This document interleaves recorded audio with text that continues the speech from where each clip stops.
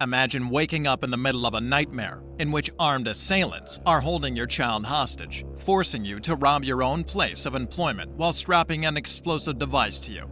Michelle Renee was content with her life in the peaceful Californian town of Vista in the year 2000. She was devoted to her young daughter Bria, who was 7 years old at the time, as well as her job as a bank branch manager.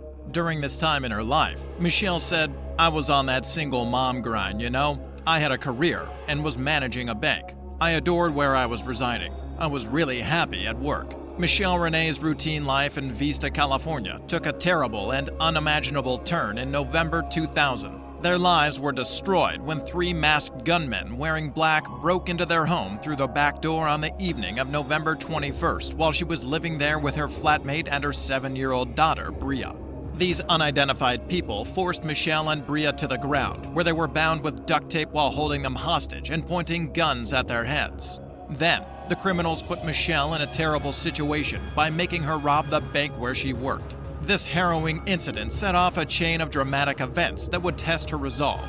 Later, Renee recalled her daughter's terrifying words, "Are you going to kill my mommy? Do you intend to murder me?" "No. Not if your mommy does everything we tell her to do," one of the men retorted. The group's ringleader, who spoke the most, told Renee that they had been watching her for months. They were aware that she worked for a bank and made it clear that they wanted her to rob her bank the following morning. Renee, Bria, and their flatmate were held captive all night while the intruders discussed the robbery strategy. If Michelle did not follow their exact instructions, they threatened to kill them. They threatened Renee, her daughter, and their flatmate in the morning and strapped what they said was dynamite to them. Then the ringleader warned Renee, "If you try to run, you will disintegrate," while displaying what appeared to be a detonation device. "You'll all be killed if you try any crazy things." In addition to being a violent and criminal act, the terrifying experience left Renee and her family in a state of profound terror. The criminals' meticulous planning, brutal threats, and apparent use of explosives resulted in a nightmare that would haunt those involved for the rest of their lives. The following morning, Michelle had an impossible task to complete. The ringleader of the criminals was squatting in her back seat as she drove her Jeep to the bank with what she thought was dynamite strapped to her back, coldly telling her to do everything you normally do. He held a gun to her side. Renee awaited the Brinks truck while toting her customary briefcase, which was now concealing a duffel bag. The thieves, who had given her orders to quickly fill the duffel bag with cash from the vault, controlled every action she made. She grabbed her briefcase as soon as the Brinks truck pulled up, went into the safe, and crammed the duffel bag full of cash in a last-ditch effort to beat the clock. The scenario was a mix of the mundane daily routine and a criminal plot involving life or death, and it was both horrifying and surreal. Renee's bravery and commitment to defending her family are demonstrated by her ability to maintain her composure in the face of such terror. After a few tense minutes, Renee left the bank carrying $360,000. She gave the cash to the ringleader, who was waiting in her Jeep. His directives were succinct and terrifying. Go right home. Avoid visiting the bank. Don't dial the police. Nothing. Following his instructions, Renee hurried home and discovered Bria and their roommate unharmed. After removing the purported dynamite from their backs, the intruders left the house. The ringleader had overlooked the dynamite on Renee's back, though, in his haste to get them out of there. Following the gruesome incident, Michelle Renee, her daughter Bria, and their flatmate fled to the closest neighbor, who immediately dialed 911. The bomb squad was called to assess the situation as soon as the authorities arrived. The dynamite that had been used to threaten Renee and her family was fake, which added a new layer of terror to the events that had already taken place. It was simply a set of broomsticks that had been cut up, painted red, and carefully assembled to resemble real dynamite. Long after the kidnapping and robbery themselves, the trauma persisted.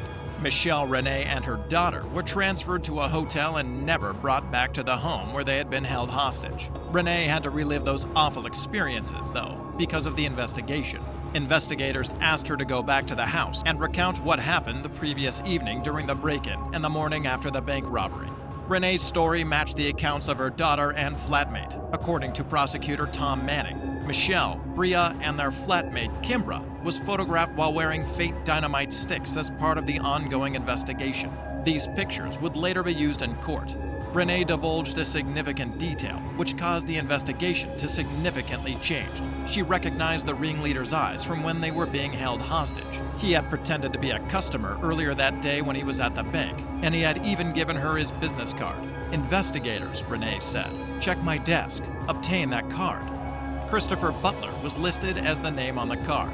On December 1st, 2000, Christopher Butler and Lisa Ramirez were apprehended during a traffic stop, bringing the investigation to a close. Michelle Renee's credit cards, bank money straps, a BB gun that resembled the one Renee described, the duffel bag used in the robbery, black clothing, and ski masks similar to those described were among the damning pieces of evidence discovered in the trunk and glove compartment of the car. These revelations were crucial in advancing the investigation because they helped law enforcement make connections and apprehend those responsible for the horrifying crime. A mother's love and resiliency served as the backup for the case's remarkable twists and turns, which were combined with the criminal's meticulous planning and the investigators' equally diligent work. More information came to light as investigators dug deeper into the horrific incidents, aiding in the creation of a more complete picture of the scheme and the participants. Renee overheard the ringleader and another woman talking on a walkie-talkie during the terrifying hours that she and her daughter were held hostage, referring to each other as Money One and Money Two. Lisa Ramirez, who had accompanied Christopher Butler to the bank earlier that day, was the voice Renee recognized. Ramirez verified her voice on the walkie-talkie during her interview with the police. Butler made an effort to protect Ramirez during the subsequent police interviews while denying any involvement in the bank robbery. Ramirez, however, offered crucial information that implicated Butler and the other suspects. Surprisingly, she admitted that she had come up with the plan to rob the bank, use fake dynamite, and kidnap the manager. The other men who were involved in the hostage situation could also be identified by investigators. One of them was Christopher Huggins, and according to his arrest records, he kept $93,000 of the money that had been stolen as his share. Robert Ortiz, a fourth suspect, was initially still at large. He was recognized as the person who helped the group obtain weapons while holding a gun to Bria's head. In Wisconsin, he was ultimately apprehended in February 2001. This horrifying case demonstrated the power of perseverance in two ways: by a brave mother defending her child, and by tenacious investigators unraveling a convoluted criminal scheme. The evidence gathered, from the business card left at the bank to the meticulously detailed accounts of the crime, led to a search for justice that spanned several states and months before the culprits were finally apprehended and put on trial.